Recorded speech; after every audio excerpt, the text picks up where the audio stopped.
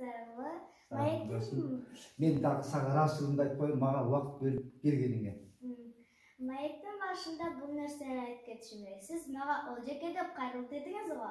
Мына апамдан сурадым. Эмне үчүн Чыңгыз Айтматовду Чеке, Алы Токонбаевди Алыке дегенин түшүндүрүп берди.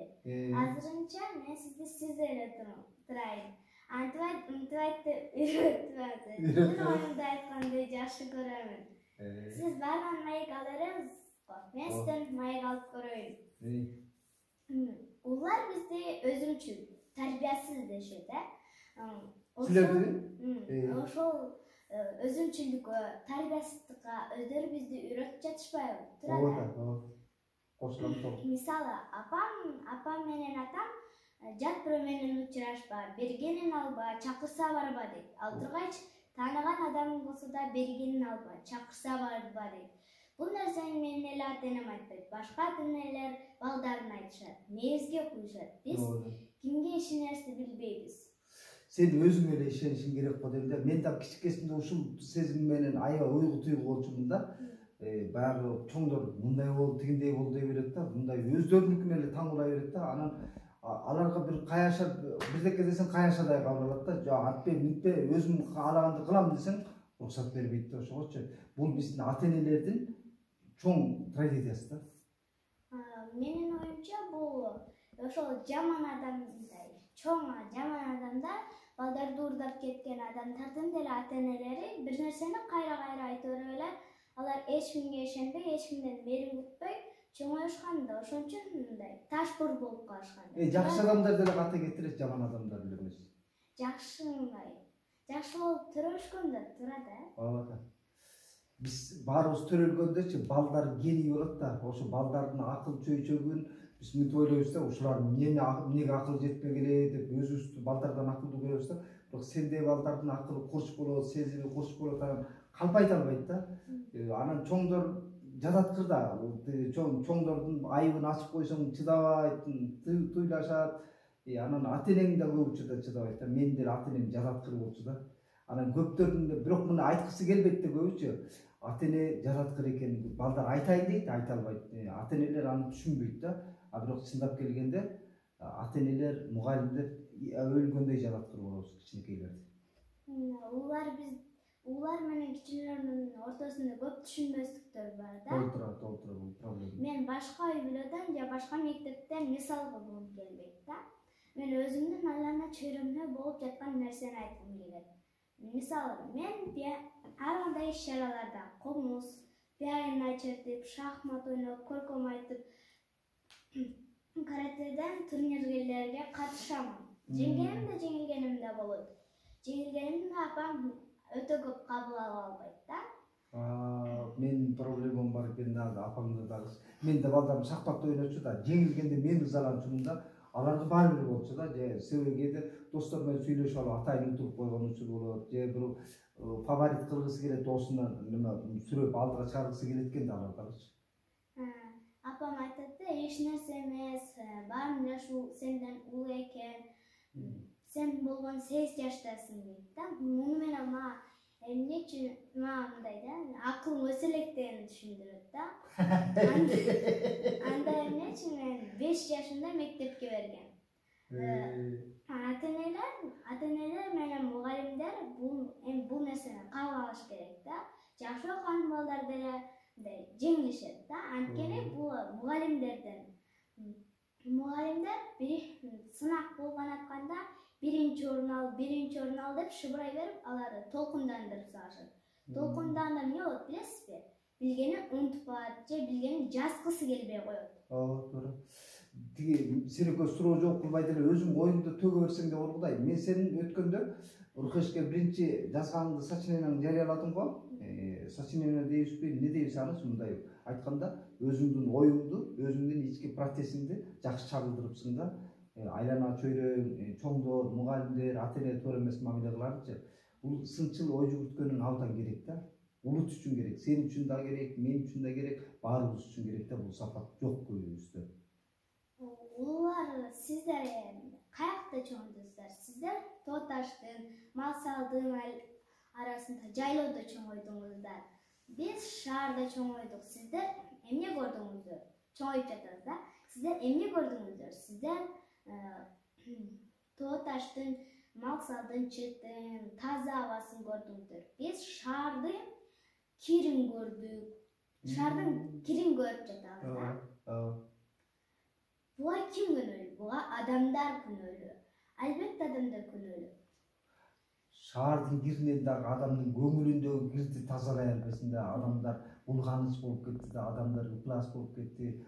Сүйлөгөн сөзүнүн баары булганган, оюнун баары булганган, жан дүйнөсү булганып калган коомдо жашап атабыз. Анткени адамдар жерге түкүрүп, мусорун таштап кете берет да. Балдар, силер да эсиңерге туйгула. Жер биздин энебиз. Жерге түкүрүп, мусор таштап кетпегиле. Sizler emne oynadınızlar. Sizler taş, toprak, çıkaç oynadınızlar. Biz telefona, arvanday oyuncu, kalağanday oyun zallarına barıp oynap жатабыз. Sizler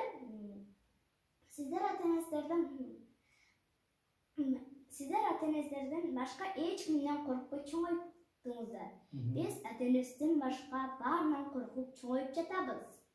Antkeni ateneler азыр адамдан корко турган заман дешет.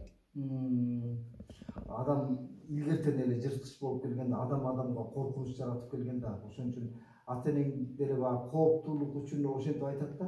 Бирок өзүбүз коркпой жашайлы десек, мен деле коркпой жашайын деп, сендейлер деле коркпой эркиндик бергим келет.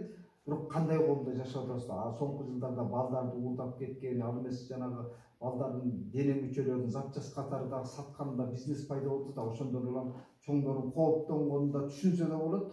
Бирок көп учурда өтө баланын дүйнөсүн чектей бергенибиз дагы көп учурап калат. Силерге жакпай калышы мүмкүн да.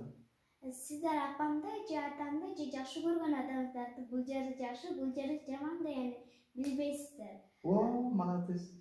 Кыскасы, тоголокту жалпак дегенди билбейсиздер. Сен өлгөндөй сонун жерде айтты да, бизде көп учурда жана мен башканы айтпайын, чыгармачылык коом деп айтайын, акын жазуучуларчы бирөөнүн ырынын кемчилигин айтып койсоң таарынып калат. Сын айтсаң таарынат, сынды да кабыл албайт да. Анан сынды деп мындай чыгармачылык алака үчүн ыр мындан да жакшы болсун деп айтасың да, бирок ошону кабыл албайт. Анан коомдун дагы, элдин да кемчилигин айтсаң жаман көрөт да, кабыл албайт. Өзүнүн мындай аны чын ниетиңен айтасың да, ошо жакшы кайдыгерликтен эмес, биз ушо оңолуп кетсе деген сен көргөн жагыңды айтасың да. Анан бирок эмне эле акыл үйрөтөсүң деп акыл айткандай көрөт да. Апам айтат да, менин көп кемчиликтерим бар, бирок силерге татыктуу апа болгум келет деп. Биз апама баарын ачык айтабыз. Бул жери сизде болуп калды, бул жери сизде болуп калды деп. Апам аткара албаган ишин аткарып баштайт да.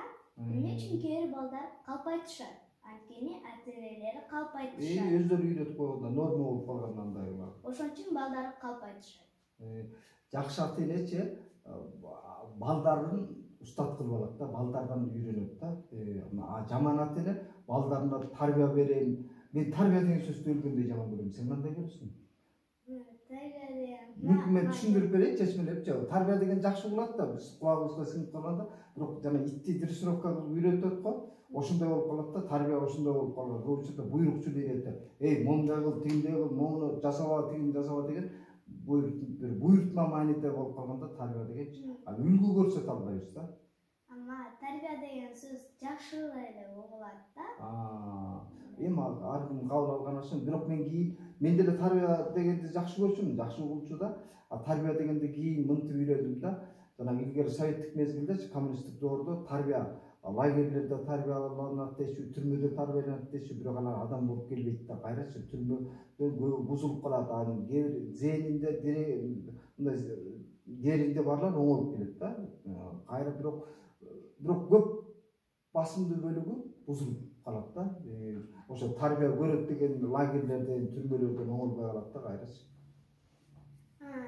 Мен кичинекей кезимде бала бакчада жүргөндө айтпай жейм ден башка бардык эжелер мени жаман көрчү да.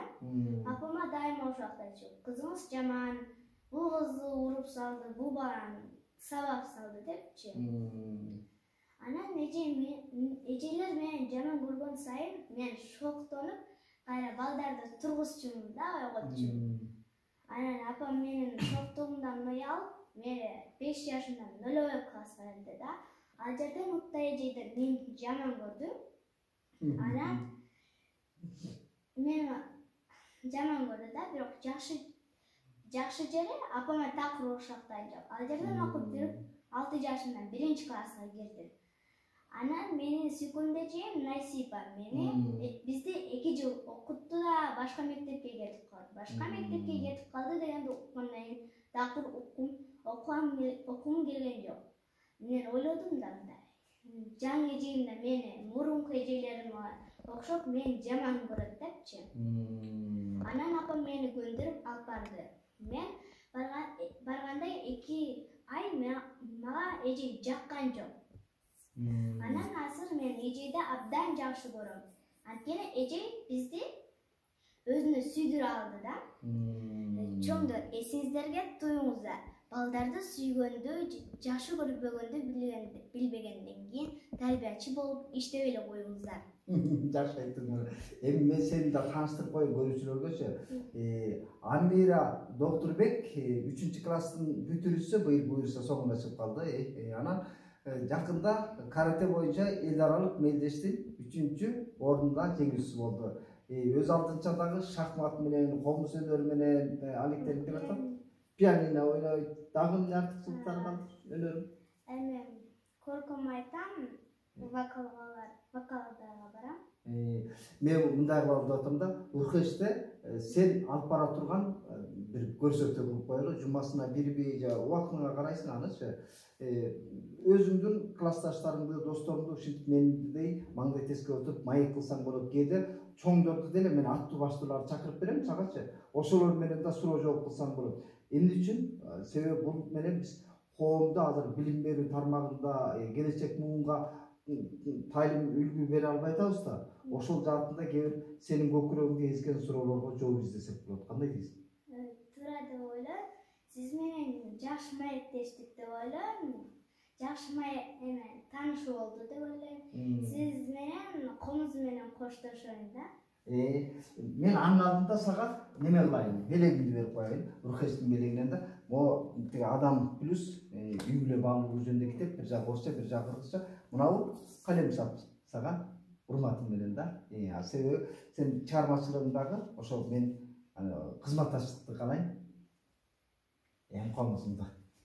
Буну буяка коюп турам ана. Айол жеке чакырдыңыз маекке. Сизге сизди жыйгам деп келип калдым ателе. Ай чоңдосуң, чоң болсоң мени кетир. Бала десем бала эмес, шашмай экен мүнөзүң. Кабыл ал өмүрүмдү, башка сөздү айтпайын. Апамдын чачы тик турду, капа кылбай апамды. Ушул жерден токтоюн. Сен да ырларыңды жарыялап турасың, ырларыңды бер андан көрөчү. Анан мен сени редактор кылдым, жана бөбөктөр боюнча ырларды окуп бердим го башындачы. Ошолорду жакында бөбөктөргө арнап китеп кылып чыгарабыз. Анын редактору сен болосуң китепке. Рахмат. Саламатта калыңыздар. Жакшы калыңыздар достор.